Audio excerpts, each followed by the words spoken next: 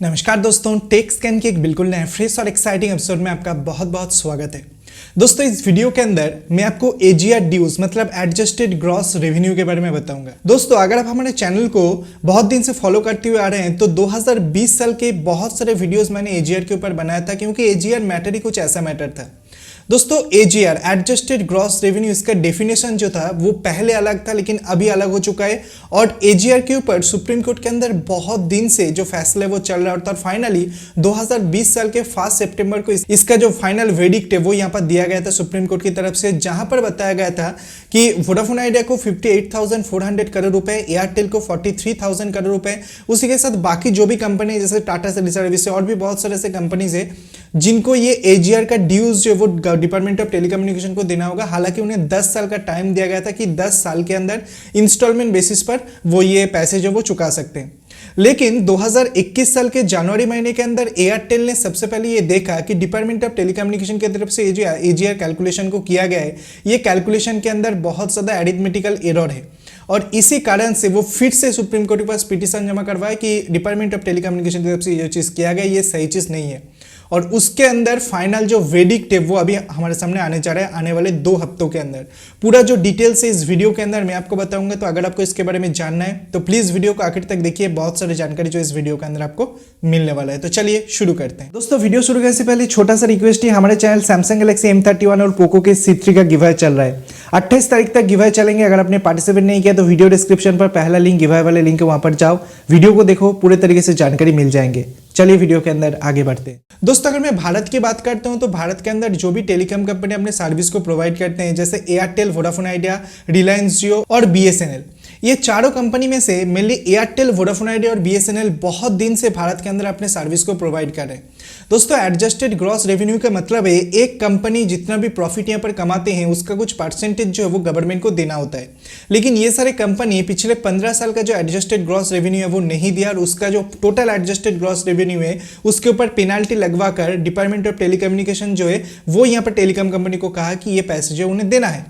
दोस्तों, वैसे टाइम के अंदर मेनली जो पेनाल्टी का अमाउंट था वो टोटल था 1,47,000 करोड़ रुपए, जिसके अंदर वोडाफोन आइडिया को सिर्फ 58,000 करोड़ रुपए, मतलब सिर्फ वोडाफोन आइडिया को ही 58,000 करोड़ रुपए, एयरटेल को 43,000 करोड़ रुपए, टाटा टेली सर्विस को ऑलमोस्ट 16,000 करोड़ रुपए के आसपास यहाँ पर डिपार्टमेंट ऑफ टेलीकम्युनिकेशन को देना है। दोस्तों, वैसे टाइम के अंदर इससे पहले जब एजीआर का जो राय यहाँ पर चल रहा था सुप्रीम कोर्ट के अंदर, तो वहाँ पर जो टेलीकॉम कंपनीज है जैसे एयरटेल और वोडाफोन आइडिया वो अपने आप से सेल्फ असेसमेंट कर रहे थे कि एजीआर का ड्यूज जो पिछले 15 साल का एजीआर का टोटल अमाउंट कितना होता है और यहाँ पर से कितना जो है वो डिपार्टमेंट ऑफ टेलीकम्युनिकेशन दिया जा सकता है। और ये कैलकुलेशन करके एयरटेल ने फाइनली देखा कि उनका 13,004 करोड़ रुपए होते हैं जो मेनली वो डिपार्टमेंट ऑफ टेलीकम्युनिकेशन देंगे। वोडाफोन आइडिया जब ये सेल्फ असेसमेंट करके देखा तो उनका 21,000 करोड़ रुपए होते हैं और टाटा टेली सर्विस को ऑलमोस्ट 4,000 करोड़ रुपए के आसपास होते हैं। एयरटेल अभी 18,004 करोड़ रुपए ऑलरेडी पेमेंट कर चुका है, वोडाफोन आइडिया ऑलरेडी 7,800 करोड़ रुपए के आसपास पेमेंट कर चुका है और टाटा टेली सर्विस 4,000 करोड़ रुपए के आसपास ऑलरेडी पेमेंट कर चुका है। लेकिन एयरटेल ने जनवरी महीने के अंदर सुप्रीम कोर्ट के पास ये पिटीशन जमा करवाया कि डिपार्टमेंट ऑफ टेलीकम्युनिकेशन की तरफ से जो ये कैलकुलेशन किया गया है ये कैलकुलेशन के अंदर एरिथमेटिकल एरर है और ये कैलकुलेशन बिल्कुल सही नहीं हो रहा है और इसी कारण से वो फिर से यहाँ पर पिटीशन जमा करवाया। उसके सिर्फ एक हफ्ते बाद टाटा टेली सर्विस और वोडाफोन आइडिया दोनों कंपनी फिर से यहाँ पर पिटीशन जमा करवाया कि हम जो एजीआर का कैलकुलेशन कर रहे थे पूरा जो डिटेल्स हमारे सामने है वो सुप्रीम कोर्ट के पास जमा करवा दिए और डिपार्टमेंट ऑफ टेलीकम्युनिकेशन जिस तरीके से एजीआर का कैलकुलेशन कर रहे हैं वो बिल्कुल गलत थे। इससे पहले भी जब ये सेल्फ असेसमेंट का मैटर सुप्रीम कोर्ट के पास गया तो तब सुप्रीम कोर्ट की तरफ से क्लियरली ये बता दिया गया कि टेलीकॉम कंपनीज को कौन ये राइट्स दिया है कि वो अपने आप से सेल्फ असेसमेंट करे। लेकिन फाइनली जब वेडिक्ट जो है सुप्रीम कोर्ट के पास से फाइनली हमारे सामने आ चुका है उसके बाद ये 3 कंपनी फिर से वहां पर गया और यहाँ पर फाइनली बताया गया आने वाले 2 हफ्तों के अंदर इसका फाइनल डिसीजन जो है वो यहाँ पर किया जाएगा।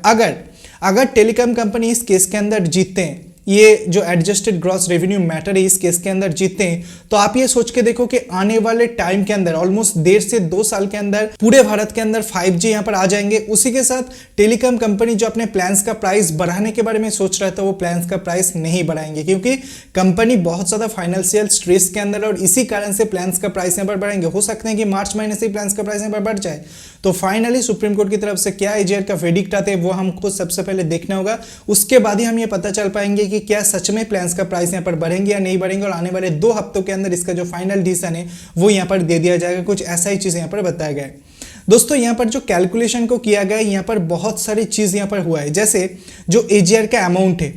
एजीआर का अमाउंट, उसके ऊपर पेनल्टी, ये जो अमाउंट है उसके ऊपर जो इंटरेस्ट लगते हैं, इंटरेस्ट तो देना होगा, उसके ऊपर पेनल्टी, मतलब पेनल्टी के ऊपर पेनल्टी दे देकर इतना एक ह्यूज अमाउंट ऑफ मनी जो है हो गया जो टेलीकॉम कंपनीज को देना। और ये टेलीकॉम कंपनीज बिल्कुल भी मानना नहीं चाहते, और टेलीकॉम कंपनीज जो वो बिल्कुल अपने आप से एकदम साफ सुथरा जो असेसमेंट है वो कर लिया है, और उसके बाद वो जमा करवाए कि जो ओरिजिनल एजीआर का असेसमेंट है वो ये है, ये सुप्रीम कोर्ट के पास जमा करवाया है। उसी के साथ साथ डिपार्टमेंट ऑफ टेलीकम्युनिकेशन जिस हिसाब से असेसमेंट किया है वो भी उनको जमा करवाना होगा, और फाइनली दोनों को कंबाइन करके ये बताया जाएगा कि कौन सा सेक्टर जो वो सही बात बता रहा है, डिपार्टमेंट ऑफ टेलीकम्युनिकेशन सही कैलकुलेशन किया है या टेलीकॉम कंपनीज है वो सही कैलकुलेशन किया है। तो इसके बाद ही पता चल पाएंगे कि फाइनली टेलीकॉम कंपनीज को कितने पैसे जो वो यहाँ पर देना है, कितने रुपए जो यहाँ पर देना है। यही सारे अपडेट्स जो वो हमारे सामने निकल के आ रहा था, जो मैंने सोचा कि आपके साथ शेयर करूं। अगर वीडियो पसंद आया, कुछ नई जानकारी मिला तो वीडियो को लाइक कीजिए, वीडियो को अपने दोस्तों के साथ शेयर कीजिए, चैनल को सब्सक्राइब करके पास में बेल आइकन को दबाना बिल्कुल भी मत भूलिए ऐसे इंटरेस्टिंग वीडियो डेली बेसिस देखने के लिए। So friends, thanks for watching, bye and take care. आपसे फिर से मुलाकात होगी ऐसी कोई नया वीडियो के साथ, तब तक के लिए दोस्तों अपना ख्याल रखिएगा।